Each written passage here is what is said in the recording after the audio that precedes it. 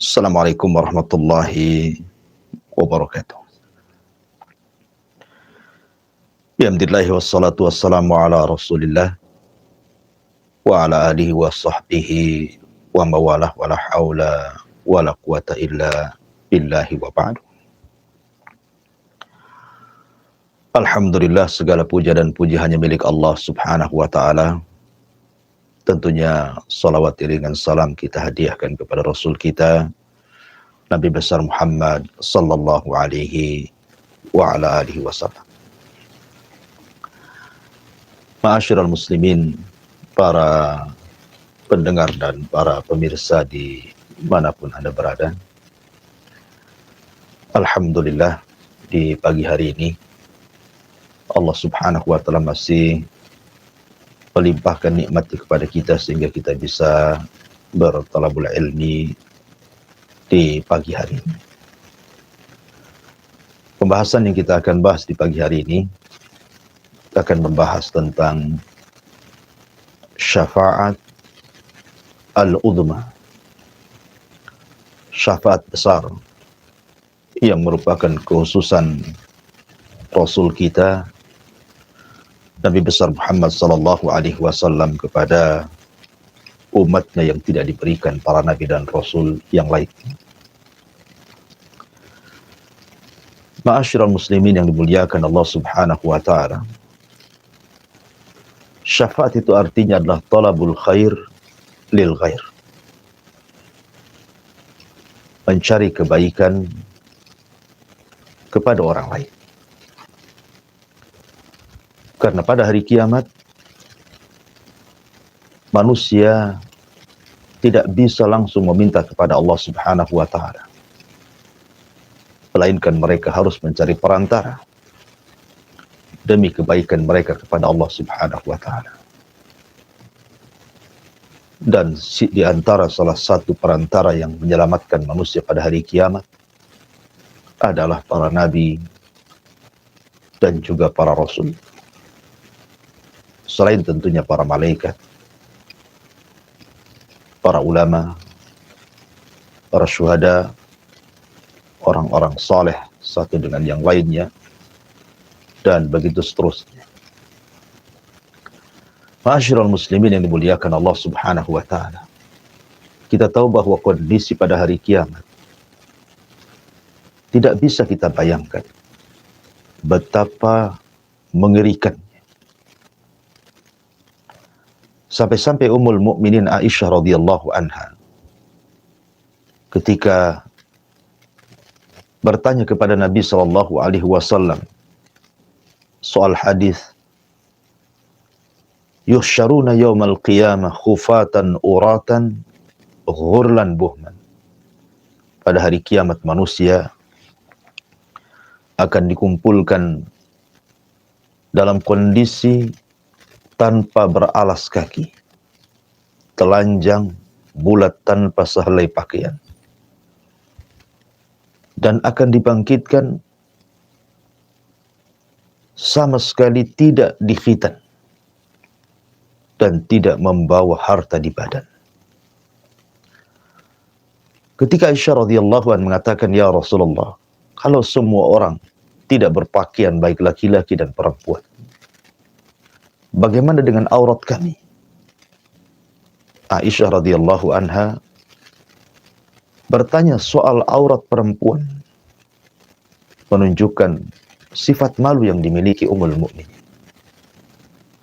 Bagaimana dengan aurat kami para wanita yang akan dipandang oleh kaum laki-laki pada hari kiamat, karena semua tidak memiliki pakaian. Maka Nabi SAW mengatakan, "Ya Aisyah, perkaranya jauh lebih dahsyat dibandingkan melihat aurat." Ya, karena pada hari kiamat, yauma yafirrul mar'u min akhi wa ummihi wa abi wa sahibatihi wa bani likulli mri'in minhum yauma idzin sya'nun yughni. Di mana manusia akan lari dari saudaranya, lari dari ibu bapaknya, lari dari anak dan pasangan. Masing-masing manusia sibuk dengan sendiri-sendirinya. Begitulah kondisi hari kiamat. Belum lagi Allah subhanahu wa ta'ala dekatkan matahari di atas kepala satu pin, sehingga keringat bercucuran. Ada yang tenggelam selutut, ada yang tenggelam sepusar, ada yang tenggelam sedada. Bahkan ada yang tenggelam dengan keringat, sesuai dengan amalan. Manusia tidak bisa duduk, apalagi berbaring. Manusia hanya bisa berdiri. Yauma yaqumun nas li rabbil alam. Pada hari kiamat manusia hanya berdiri menghadap Rabb mereka dan juga menanti keputusan Allah subhanahu wa ta'ala. Ma'asyiral muslimin yang dimuliakan Allah subhanahu wa ta'ala. Ketika itulah manusia diarahkan untuk datang kepada Abul Bashar al-Ula, Nabi Allah Adam alaihi salatu wassalam. Kemudian meminta syafaat kepada Adam alaihi salatu wassalam. Dan mengatakan, ya Adam, bukankah engkau bapak manusia? Ishfa' lana ila rabbik. Ala tara ila ma nahnu fi. Wahai Adam, mintakan syafaat untuk kami. Cobalah datang kepada Rabb. Tolong kami. Tidakkah kau iba melihat kondisi kami yang seperti ini? Tapi Adam alaihi salatu wassalam mengatakan, aku tidak bisa. Kan aku pernah melakukan dosa yang membuat Allah murka, yang Allah tidak pernah murka sebelum dan sesudahnya kepada nafsi idhabu ila Ibrahim. Urus diri kalian. Sebaiknya kalian bertolak kepada Ibrahim alaihi salatu wassalam. Akhirnya kemudian manusia pun mulai bertolak kepada Nuh. Ya. Afwan, sebelum Ibrahim mereka bertolak kepada Nuh alaihi salatu wassalam. Maka mereka pun sama jawaban. Tidak mendapatkan apapun dari Nabi Allah Nuh alaihi salatu wassalam. Kecuali Nuh hanya mengatakan, intalik ila Ibrahim. Coba kalian pergi menuju Nabi Ibrahim. Maka mereka pun bertolak kepada Ibrahim alaihi salatu wassalam. Meminta syafaat. Dan mengatakan, ya Ibrahim, ishfa' lana ila rabbik. Ala tara ila ma nahnu fi. Wahai Ibrahim, mintalah kepada Rabb agar kami mendapatkan syafaat. Tidakkah kau ibu melihat kondisi kami? Tapi Ibrahim juga mengatakan, aku tidak bisa. Sebaiknya kalian bertolak kepada Nabi Musa. Maka manusia pun kemudian pergi menemui Nabi Musa alaihi salatu wassalam. Tapi jawaban Nabi Musa alaihi salatu wassalam pun kurang lebih dengan jawaban para nabi sebelumnya. Dan mengatakan, nafsi, aku tidak bisa. Urus diri kalian. Sebaiknya coba kalian bertolak kepada Nabi Isa bin Maryam. Maka manusia pun bertolak menemui Isa ibnu Maryam. Akhirnya kemudian Isa pun tidak menyebutkan alasannya. Tidak menyebutkan uzurnya. Tapi Isa mengatakan, sebaiknya kalian datang kepada Muhammad sallallahu alaihi wasallam, Nabi kita. Maka manusia diarahkan menuju Nabi kita. Kemudian Nabi sallallahu alaihi wasallam melihat manusia yang begitu banyak. Sejak Adam sampai manusia yang terakhir mati dengan trompet sangkakala Israfil berkumpul di padang mahsyar. Kemudian Rasul mengatakan, analah, kan ku coba. Akhirnya kemudian Nabi SAW diilhamkan Allah subhanahu wa ta'ala untuk sujud di bawah arsy Allah subhanahu wa ta'ala. Dengan sujud yang lama sekali. Sampai akhirnya Allah subhanahu wa ta'ala mengatakan, ya Muhammad, irfa' ra'saka. Angkat kepalamu. Sal tu'ta. Qul tusbu. Ishfa' tushaffa. Ya Muhammad, minta kau akan diberi. Bicara kau akan didengar. Mintalah syafaat. Aku akan beri kau syafaat. Maka Nabi SAW tiba-tiba teringat umatnya dan mengatakan, ummati. Ya Rabb, umatku, umat. Di antara mereka ada yang masuk neraka. Bisa gak kau selamatkan mereka? Maka Allah subhanahu wa ta'ala mengatakan, ya Muhammad, kalau begitu intalik, pergilah. Faman wajada min ummatika habbata sya'irin aw burrin min iman fa akhrijhu minan nar. Cari umat. Maka siapapun yang kau dapati dari umatmu memiliki sebiji gandum dari keimanan, keluarkan mereka dari api neraka. Kemudian Nabi SAW mengatakan, apakah engkau membatasi berapa jumlah mereka ya Rabb? Maka Allah mengatakan tidak. Sebanyak mungkin kau selamatkan umatmu yang memiliki sebiji gandum dari keimanan, keluarkan mereka dari api neraka. Maka Nabi SAW kemudian menyelamatkan umatnya yang memiliki sebiji gandum dari keimanan. Tapi Nabi SAW tidak puas. Nabi SAW kemudian menghadap Allah Subhanahu wa ta'ala kembali, kemudian sujud dengan sujud yang lama. Kemudian Allah Subhanahu wa ta'ala katakan, irfa ra'saka ya Muhammad, angkat kepalamu wahai Muhammad. Sal tu'ta, kul tusma, isfa' tushaffa. Minta, kau diberi. Katakan, kau didengar. Mintalah syafaat, aku akan beri kau syafaat. Maka Rasul kembali mengatakan, ummati, ummati. Ya Rabb, umatku, umatku. Di antara mereka ada yang masih masuk neraka. Maka Allah Subhanahu wa ta'ala mengatakan, kalau begitu intalik, pergilah, jumpai umatmu. Man kana fi qalbihi mithqala habbati min khardalin minal iman, fa akhrijhu minan nar. Kalau begitu pergilah wahai Muhammad, temui umatmu. Maka siapapun di antara umatmu yang memiliki iman sebiji atom, keluarkan mereka dari neraka. Kemudian Rasul mengatakan, berapa jumlah mereka ya Rabb? Maka Allah mengatakan, sebanyak-banyaknya. Maka Nabi SAW menemui umatnya dan menyelamatkan orang-orang yang sudah divonis masuk neraka, yang memiliki sebiji atom dari keimanan, maka Rasul mengeluarkan mereka. Cukup sampai di sini? Tidak. Nabi SAW masih sayang dengan umatnya. Nabi SAW kemudian sujud kembali dengan sujud yang lama. Kemudian Allah Subhanahu wa ta'ala katakan kembali, irfa ra'saka ya Muhammad, sal tu'ta, kul tusma, isfa' tushaffa.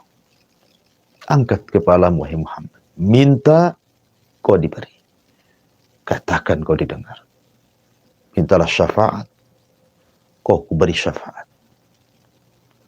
Maka Nabi SAW mengatakan, ummati, ummati ya Rabb, bagaimana dengan umatku? Bagaimana dengan umatku? Subhanallah. Bagaimana Nabi SAW khawatir dengan umatnya. Nabi SAW tidak mau kalau seandainya ada umatnya yang masuk neraka. Maka Allah Subhanahu wa ta'ala, kalau begitu, intalik, pergilah, temui umatmu. Faman wajada minhum adna, adna, adna. Maka barang siapa yang kau dapati dari mereka ada keimanan yang lebih rendah, lebih rendah, lebih rendah, min habbati khardalin, dari biji atom, fa akhrijhum minan nar, kau keluarkan mereka dari api neraka. Maka Nabi SAW kemudian pergi dan menyelamatkan orang yang lebih kecil, lebih kecil, lebih kecil lagi dari biji atom di hati-hati umat yang memiliki keimanan. Maka Nabi SAW mengeluarkan mereka dari api neraka. Cukup sampai di sini? Tidak.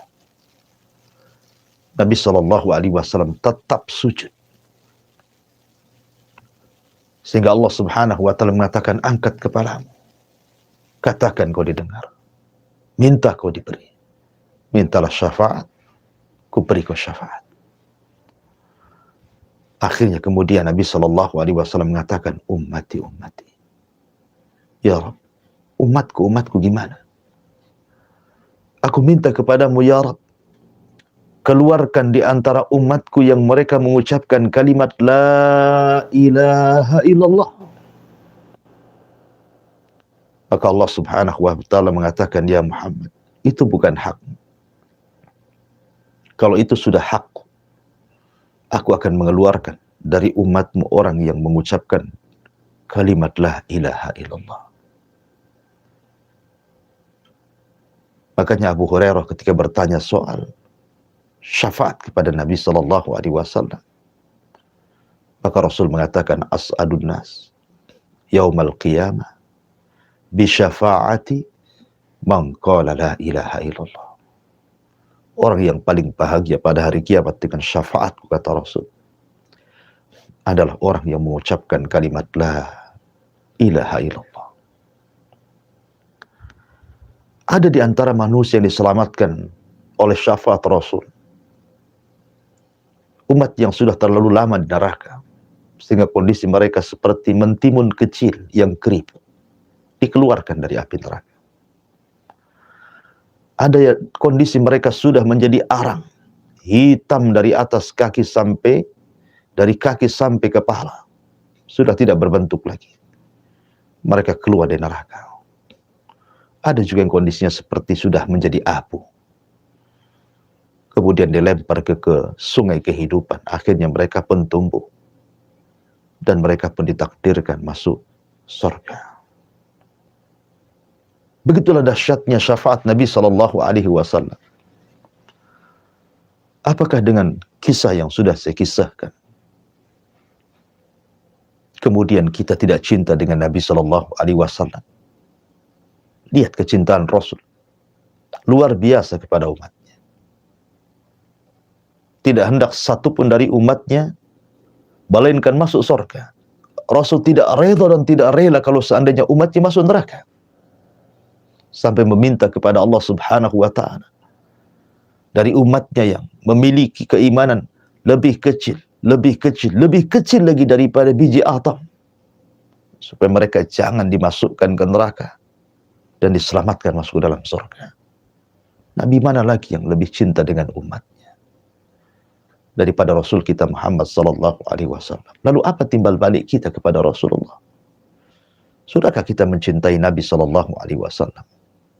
Mengikuti sunnah Nabi SAW, mengikuti arahan Nabi SAW, tidak melenceng dari hidayah dan sunnahnya Nabi SAW.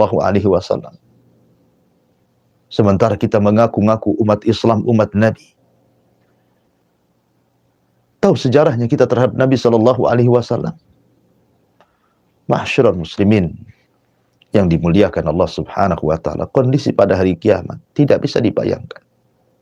Sehebat apapun saya atau siapapun yang menggambarkan kondisi dahsyatnya pada hari kiamat, maka kondisi hari kiamat menyelisih bayangan kita. Karena bayangan kita terbatas. Sementara kengerian pada hari kiamat itu tidak bisa dilihat mata, didengar telinga, terlintas pun tidak bisa, saking dahsyatnya. Ma'asyiral muslimin yang dimuliakan Allah Subhanahu wa Ta'ala, ketika manusia kemudian disuruh untuk melintas di tian Siratal Mustaqim, Nabi SAW sudah berdiri di ujung titian, kemudian mengatakan, ya Rabb salim salim. Setiap ada umatnya lewat, maka Rasul akan mengatakan, ya Allah selamatkan, selamatkan orang ini. Begitulah rasa sayangnya Nabi SAW kepada umatnya. Bahkan selama di dunia, Nabi SAW ketika 3 hari sebelum wafatnya, dia mengumpulkan istri-istrinya. dan minta izin agar tinggal di rumah Ummul Mukminin Aisyah radhiyallahu anha. Dan semua istrinya mengizinkannya.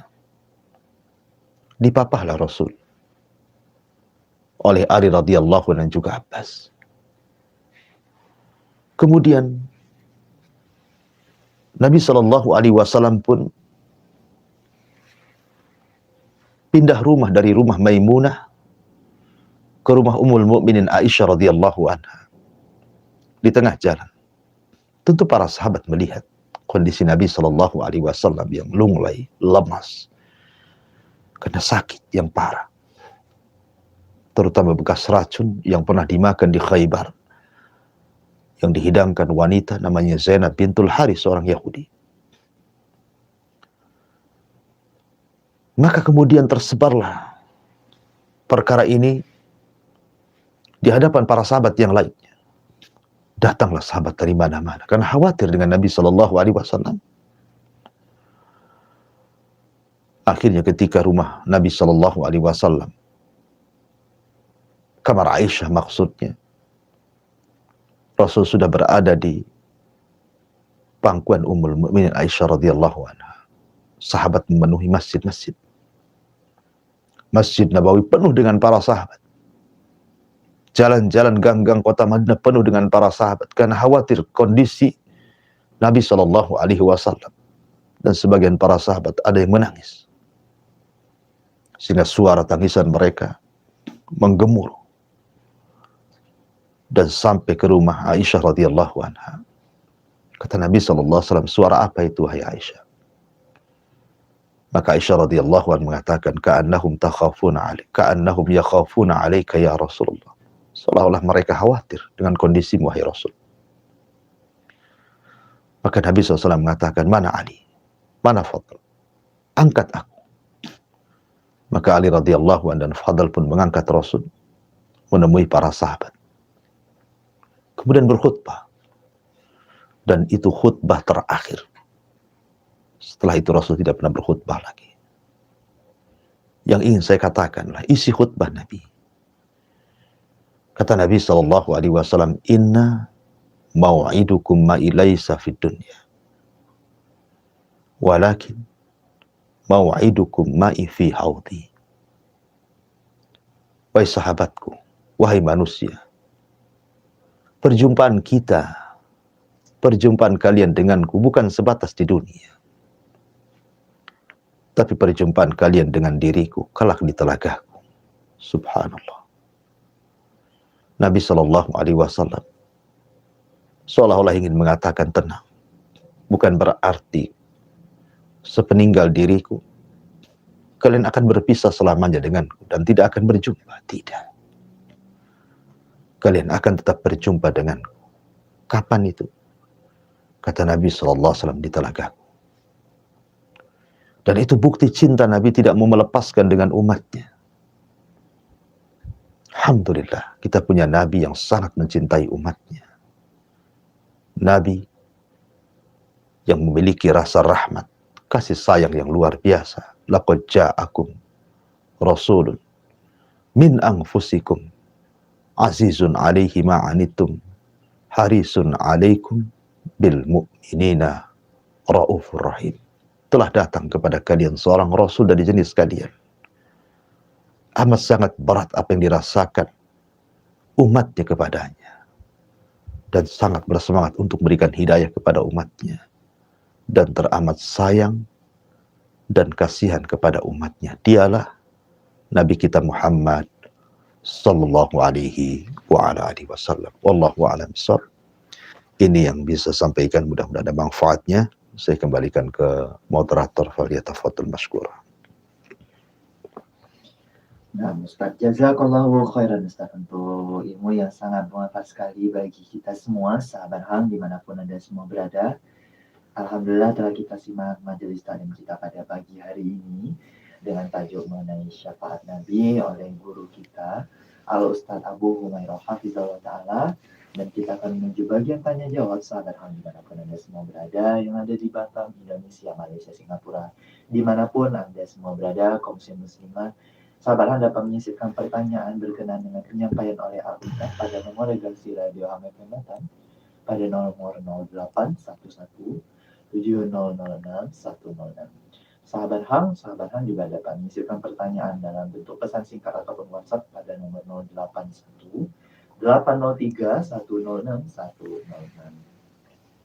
Baik, Ustaz, ini ada beberapa pertanyaan yang hadir. Yang pertanyaan yang pertama ini dari Bapak Abdullah. Bapak Abdullah di Batam Kota menyampaikan pertanyaan, Ustaz, mengenai sakaratul maut, Ustaz. Apakah ada tanda-tanda ataupun petunjuk bahwa orang itu meninggal dalam keadaan baik atau su'ul khotimah, atau mungkin orang itu dalam keadaan buruk ataupun disebut dengan su'ul khotimah, Ustaz? Mohon nasihat. Iya. Bismillah, alhamdulillah. Salatu wassalamu ala rasulillah amma ba'du. Apakah ada tanda-tanda saat sakaratul maut bahwa orang itu memiliki tanda husnul khotimah atau su'ul khotimah? Ya. Kita tahu bahwa Allah berfirman, waja'at sakratul maut bil haq dzalika ma kunta minhu tahid. Maka sakaratul maut adalah sebuah hak adanya. Itulah yang membuat engkau lari darinya. Disebut sakarat karena dalam kematian itu ada rasa sakit yang tidak ada yang tahu kecuali Allah. Sakit sekali. Bahkan Nabi SAW pun merasakan sakitnya sakaratul maut itu.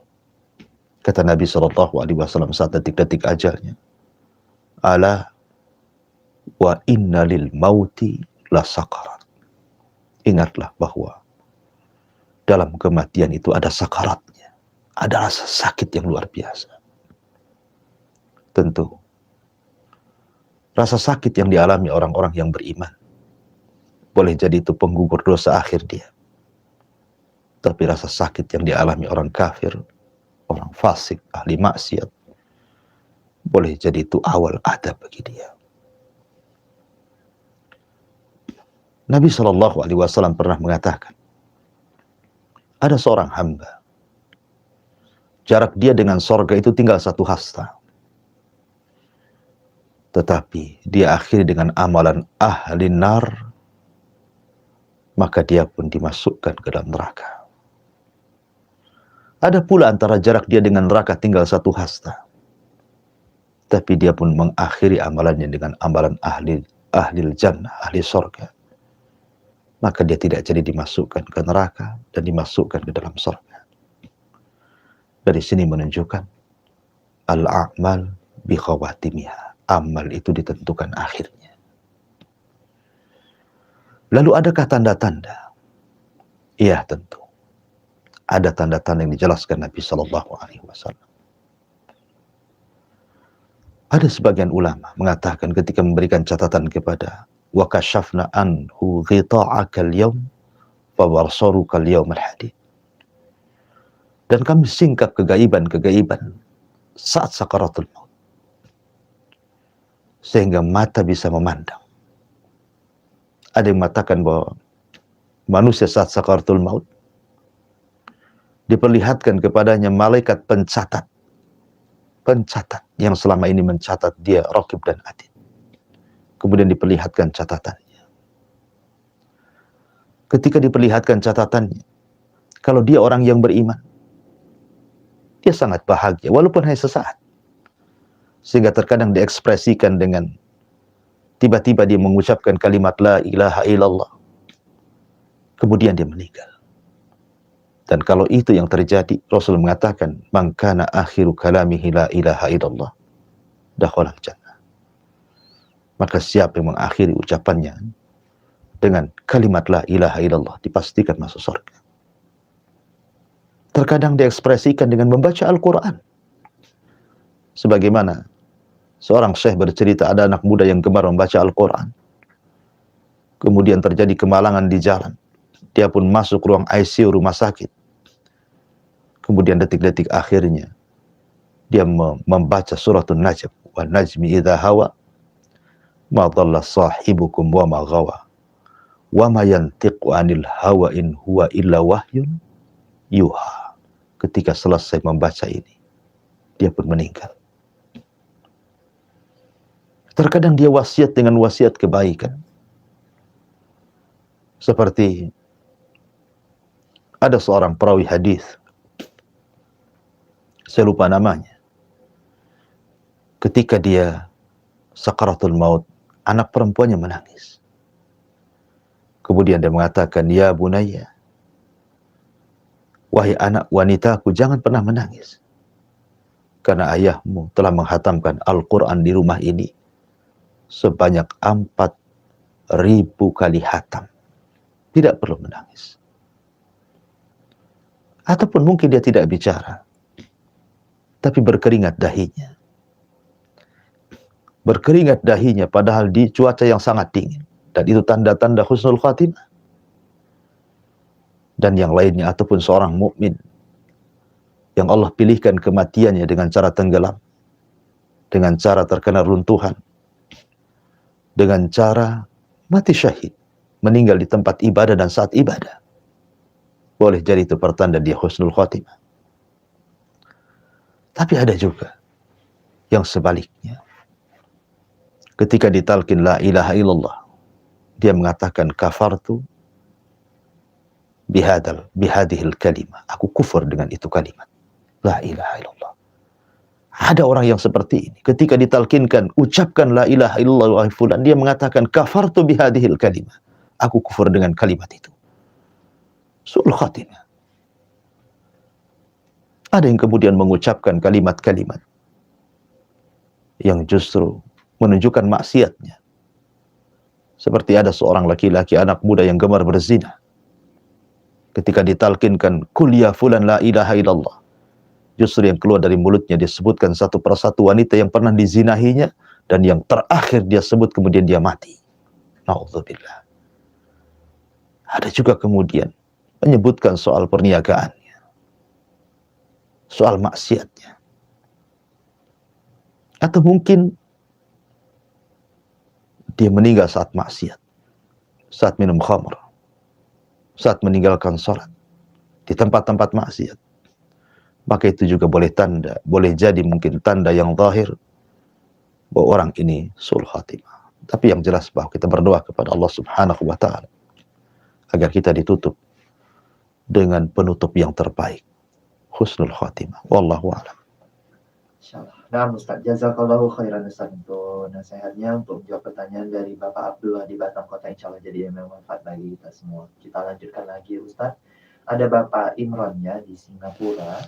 Pertanyaan dari Bapak Imron, Ustaz, lalu bagaimana bentuk cinta kita kepada Nabi dan kepada sahabatnya dan kepada keluarga-keluarganya yang harusnya kita lakukan di zaman sekarang ini, Ustaz?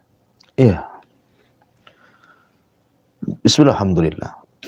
Bagaimana bentuk kecintaan kita kepada Rasul, keluarga dan sahabatnya? Secara ringkas, kecintaan kepada Nabi SAW tidak bisa diucap dengan kata-kata saja, tidak. Tetapi kecintaan kepada Rasul harus tertanam dan terhujam dalam hati, diucapkan lewat kata-kata, dan dilakukan dengan perbuatan. Abu Thalib, orang yang sangat cinta dengan Rasul, tetapi tidak menjamin dia masuk surga. Dia pun masuk neraka. Kenapa?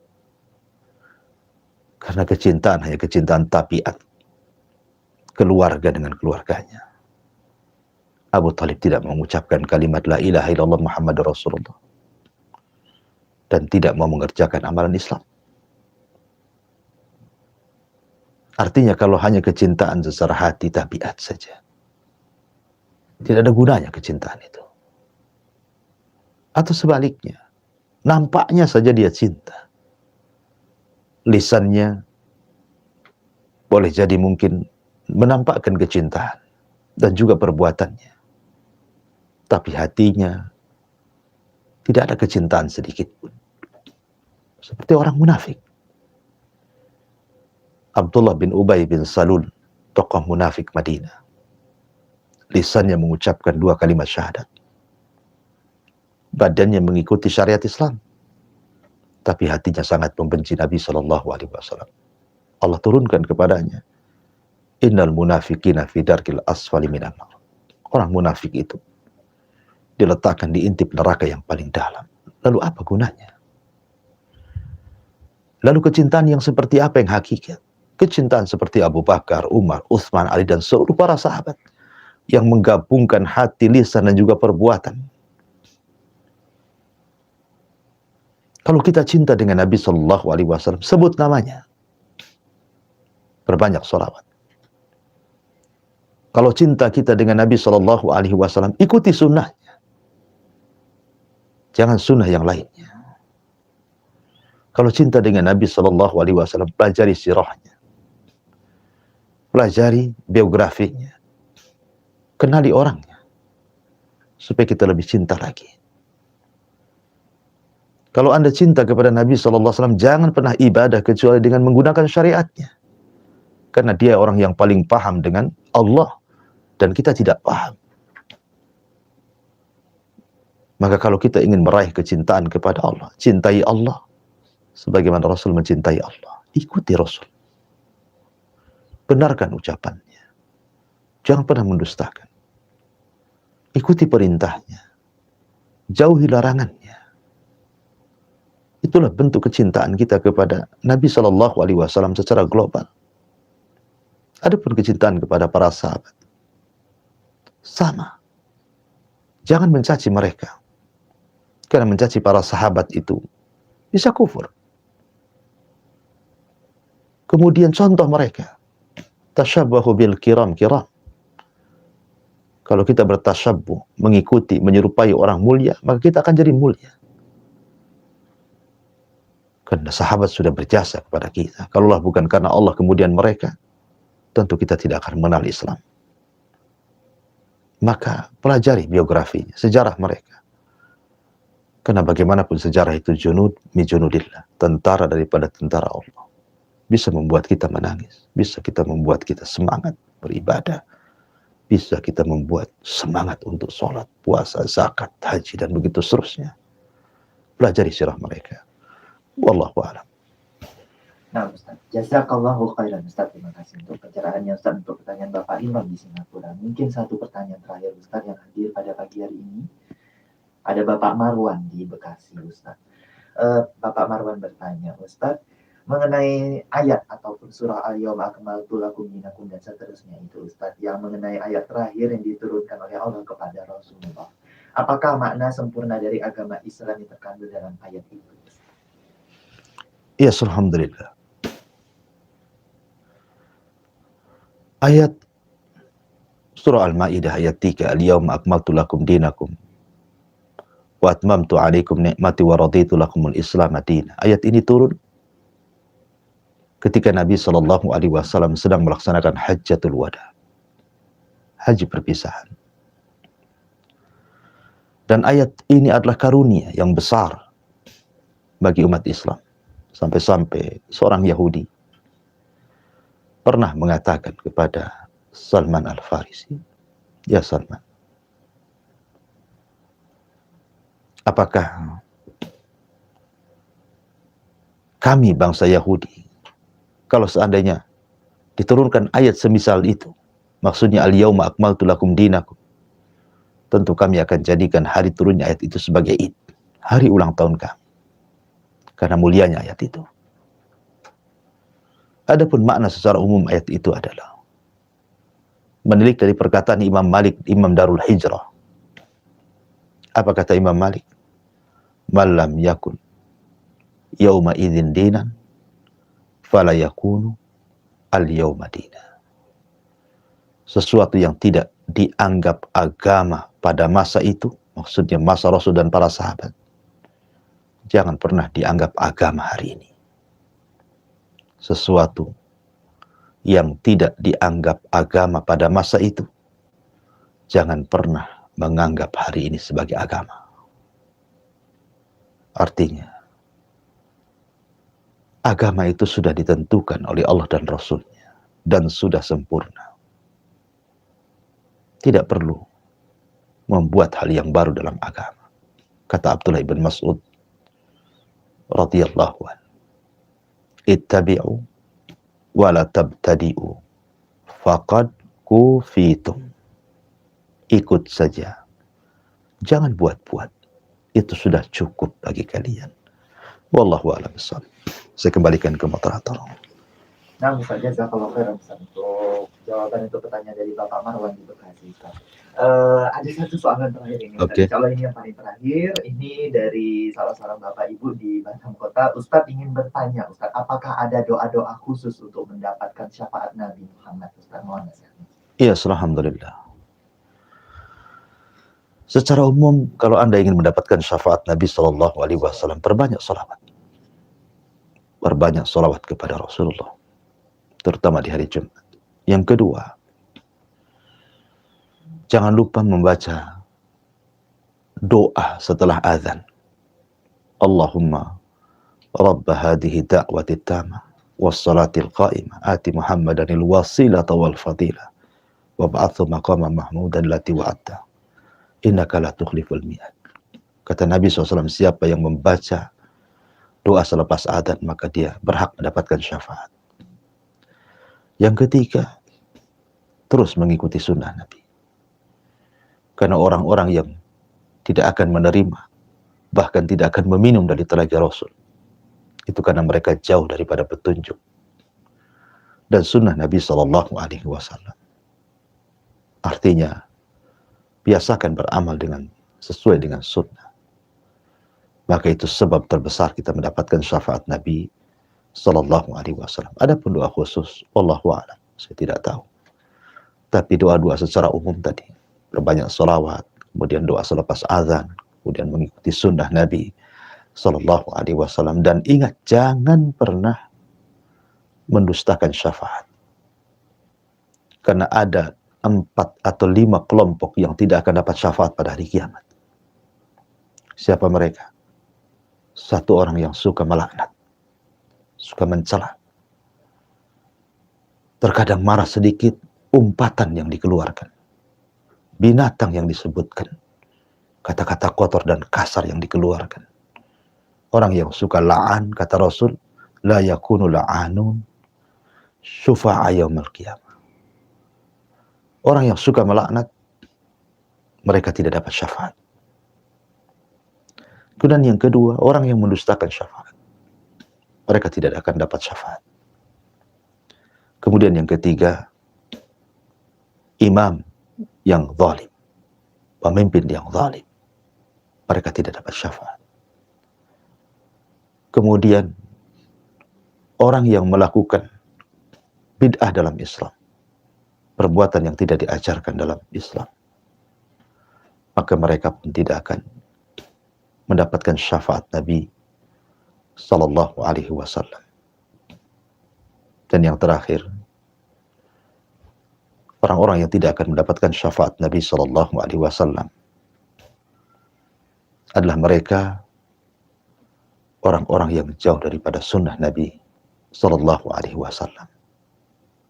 Tidak pernah bersolawat, tidak mengikuti sunnahnya, tidak mengikuti petunjuknya. Mereka menyimpang, keluar dari Islam. Maka mereka tidak akan dapat syafaat dari Nabi SAW. Wallahu a'lam bishawab.